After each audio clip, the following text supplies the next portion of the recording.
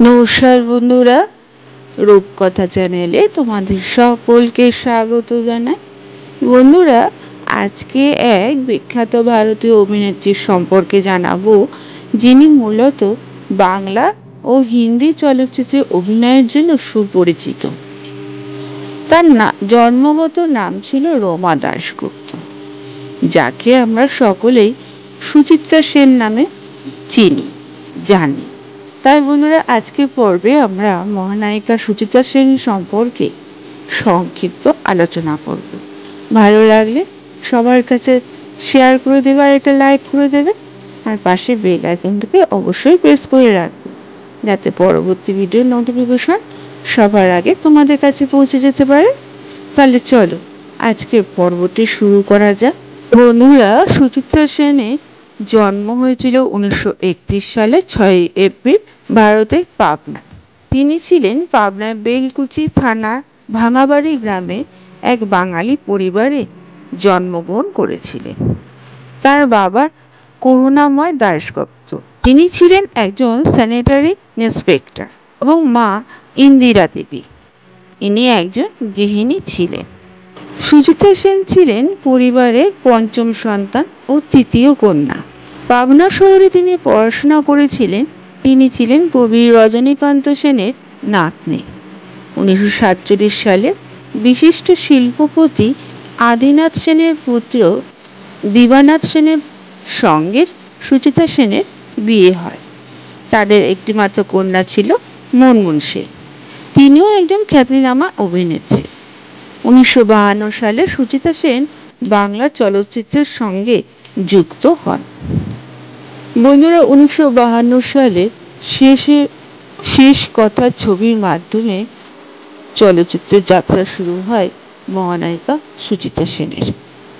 সুচিত্রা সেন বাংলা চলচ্চিত্রের প্রথম অভিনেত্রী যিনি আন্তর্জাতিক চলচ্চিত্র উৎসব থেকে পুরস্কৃত হয়েছিলেন। সাত পাকে বাঁধা ছবিতে অনবদ্য অভিনয়ের স্বীকৃতি হিসাবে 1963 সালে মস্কো চলচ্চিত্র উৎসব থেকে সেরা অভিনেত্রী পুরস্কার পান। 1955 সালে দেবদাস ছবির জন্য তিনি শ্রেষ্ঠ অভিনেত্রী পুরস্কার জেতেন, যা ছিল তার প্রথম হিন্দি ছবি। উত্তম কুমারের সাথে বাংলা ছবিতে রোমান্টিকতা সৃষ্টি করার জন্য তিনি বাংলা চলচ্চিত্রের সবচেয়ে বিখ্যাত অভিনেত্রী হয়ে ওঠেন। 1960 থেকে 1970-এর দশকে তার অভিনীত ছবি মুক্তি পেয়েছে। স্বামী মারা যাওয়ার পরেও তিনি অভিনয় চালিয়ে গেছেন, যেমন হিন্দি ছবি আন্ধি। এই চলচ্চিত্রে তিনি একজন নেত্রীর ভূমিকায় অভিনয় করেছিলেন। বলা যায় চরিত্রটা প্রেরণা এসেছে ইন্দিরা গান্ধী থেকে। এই ছবির জন্য তিনি ফিল্মফেয়ার শ্রেষ্ঠ অভিনেত্রী হিসাবে মনোনয়নও পেয়েছিলেন, এবং তার স্বামীর চরিত্রে অভিনয় করা সঞ্জীব কুমার শ্রেষ্ঠ অভিনেতার পুরস্কার জিতেছিলেন।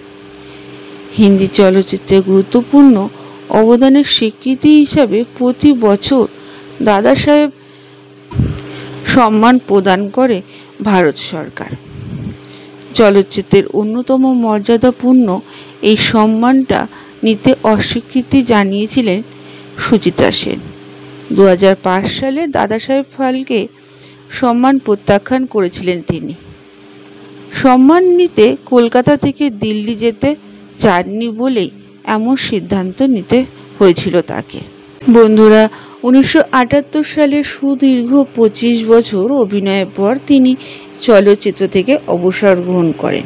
এরপর তিনি লোকচক্ষু থেকে আত্মগোপন করে এবং রামকৃষ্ণ মিশনের সেবায় ব্রতী হন। 2005 সালে দাদা সাহেব ফালকে পুরস্কারের জন্য সুচিত্রা সেন মনোনীত হন, কিন্তু ভারতের প্রেসিডেন্টের কাছ থেকে সশরীরে পুরস্কার নিতে দিল্লি যাওয়ার আপত্তি জানানোর কারণে তাকে পুরস্কার দেওয়া হয়নি। মহানায়িকার পরিবারে তার একমাত্র কন্যা মুনমুন সেন ছিলেন, এবং তার নাতনি রিয়া সেন ও রাইমা সেন চলচ্চিত্রে অভিনয় করেন বর্তমানে। কিন্তু শেষের দিকে তিনি চলচ্চিত্রের জগৎ থেকে সম্পূর্ণ নিজেকে সরিয়ে রেখে আত্মগোপন করে রাখেন। বন্ধুরা, তার অভিনীত চলচ্চিত্রগুলোর মধ্যে হল শেষের কোথায়, 7 নম্বর কয়েদি, 74.5, ভগবান শ্রীকৃষ্ণ চৈতন্য, কাজরি ওরা থাকে ওধারে মরণের পরে। অন্নপূর্ণা মন্দির, অগ্নি পরীক্ষা, গৃহপ্রবেশ, বলয়গ্রাস, সাজের প্রদীপ, দেবদাস, সাজঘর, সাপমোচন, মেজবউ, ভালোবাসা, সবার উপরে সাগরিকা, শুভরাত্রি।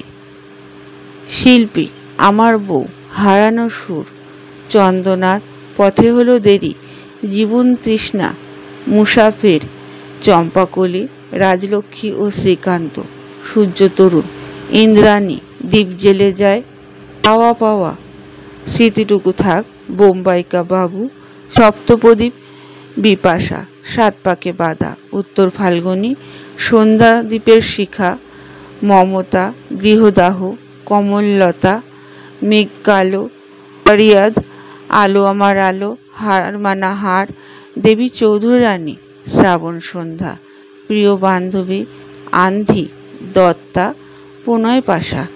এই সমস্ত চলচ্চিত্রে তিনি তার দক্ষ অভিনয়ের মাধ্যমে দর্শকদের মন কেড়ে রেখে গেছেন, যা আজও দেখতে মানুষ আগ্রহ জাগায়। বন্ধুরা, তোমরা হয়তো অনেকেই জানো যে সুচিত্রা সেন সময়সূচির সমস্যার কারণে সত্যজিৎ রায়ের প্রস্তাব প্রত্যাখ্যান করেছিলেন। ফলস্বরূপ সত্যজিৎ রায় কখনো ঋষি বঙ্কিমচন্দ্র চট্টোপাধ্যায়ের লেখা উপন্যাস অবলম্বনে দেবী চৌধুরানী চলচ্চিত্রটি নির্মাণ করেননি। তিনি আর.কে ব্যানারে রাজ কাপুরের একটি চলচ্চিত্রের প্রস্তাব প্রত্যাখ্যান করেছিলেন। 1970 সালে স্বামীর মৃত্যুর পর সুচিত্রা সেন অভিনয় চালিয়ে যান, কিন্তু সেই দিনটিকে এমন একটা দিন বলে অভিহিত করা হয় যখন প্রণয় পাশা ব্যর্থ হয় এবং 25 বছরের বেশি সময় ধরে নীরব নির্জনতার জীবনযাপনের পর 1978 সালে তিনি পর্দা থেকে অবসর নেন। তিনি একটি চলচ্চিত্র প্রকল্পে কাজ করার কথা ছিল, নটি বিনোদিনী, যেখানে রাজেশ খান্না অভিনয় করেছিলেন, কিন্তু শুটিংয়ের মাঝপথে ছবিটি স্থগিত রাখা হয় যখন তিনি অভিনয় ছেড়ে দেওয়ার সিদ্ধান্ত নেয়। অবসর গ্রহণের পর তিনি অধ্যবসায়ের সাথে জনসাধারণের দৃষ্টি এড়িয়ে চলেন এবং রামকৃষ্ণ মিশনের সঙ্গে নিজেকে উৎসর্গ করে দেন এবং তাদের সেবায় নিজেকে নিয়োজিত করে থাকেন এবং ধীরে ধীরে তিনি সবার আড়ালে চলে যান। সুচিত্রা সেন তার জীবন দশায় 10টি পুরস্কার পেয়েছিলেন। 1963 সালে তিনি প্রথম ভারতীয় অভিনেত্রী হিসাবে আন্তর্জাতিক পুরস্কার লাভ করেন। সপ্তপ্রদীপ জন্য সেরা অভিনেত্রীর জন্য বিএফজে পুরস্কার জিতেছিলেন। 1964 সালে উত্তর ফাল্গুনির জন্য সেরা অভিনেত্রী হিসাবে পুরস্কার জিতেছিলেন। 1973 সালে আলো আমার আলোর জন্য সেরা অভিনেত্রী হিসাবে বিএফজেএ পুরস্কার পেয়েছিলেন। 1976 সালে আন্ধির জন্য সেরা অভিনেত্রী হিসাবে বিএফজেএ পুরস্কার জিতেছিলেন। 1963 সালে সাত পাকে বাঁধার জন্য তৃতীয় মস্কো আন্তর্জাতিক চলচ্চিত্র উৎসবে সেরা অভিনেত্রীর পুরস্কার জিতেছিলেন।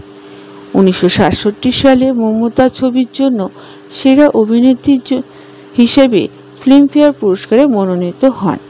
1972 সালে শিল্পকলায় উল্লেখযোগ্য অবদানের জন্য পদ্মশ্রী লাভ করেন।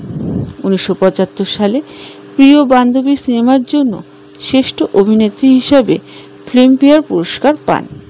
চলচ্চিত্র অভিনয়ে আজীবন কৃতিত্বের জন্য বঙ্গবিভূষণ পুরস্কার পান 2012 সালে। Filmfare east lifetime achievement award অর্থাৎ মরণোত্তর পুরস্কার পান 2014 সালে। এত কিছু সম্মান পাওয়ার সত্ত্বেও সুচিত্রা সেন 24শে ডিসেম্বর 2013 সালে হাসপাতালে ভর্তি হন এবং ফুসফুসের সংক্রমণ ধরা পড়ে। জানুয়ারির প্রথম সপ্তাহে তিনি সুস্থ হয়ে উঠেছিলেন বলে জানা গেছে, কিন্তু পরে তার অবস্থার অবনতি ঘটে। 17 জানুয়ারি 2014 সকাল 8:25 হৃদরোগে আক্রান্ত হয়ে তিনি মারা যান। তার বয়স হয়েছিল 82 বছর। সেনের মৃত্যুতে ভারতের রাষ্ট্রপতি প্রণব মুখোপাধ্যায়, প্রধানমন্ত্রী ডক্টর মনমোহন সিং, বাংলাদেশের প্রধানমন্ত্রী শেখ হাসিনা এবং বিজেপির প্রধানমন্ত্রী পদপ্রার্থী নরেন্দ্র মোদী সহ অনেক নেতা শোক প্রকাশ করেছিলেন। এমনকি পশ্চিমবঙ্গের মুখ্যমন্ত্রী মমতা বন্দ্যোপাধ্যায়ের নির্দেশে তার শেষকৃত্যের আগে তোপধ্বনি দেওয়া হয়েছিল। সম্পূর্ণ গোপনীয়তার জন্য তার তীব্র আকাঙ্ক্ষাকে সম্মান জানিয়ে তার মৃত্যুর মাত্র 5.5 ঘন্টা পরে কলকাতার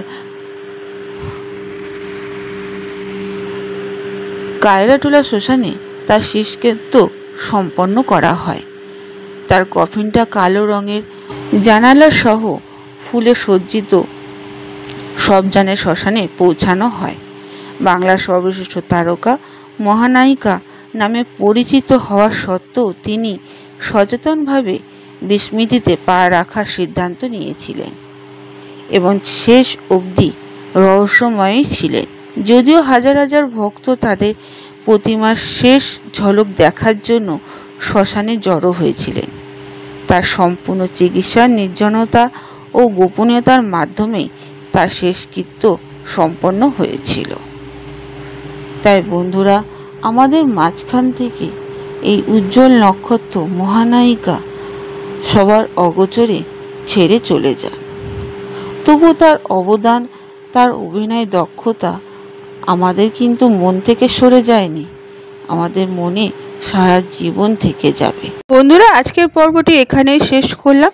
এতক্ষণ আমার ভিডিওটি দেখার জন্য ও শোনার জন্য তোমাদের অসংখ্য ধন্যবাদ।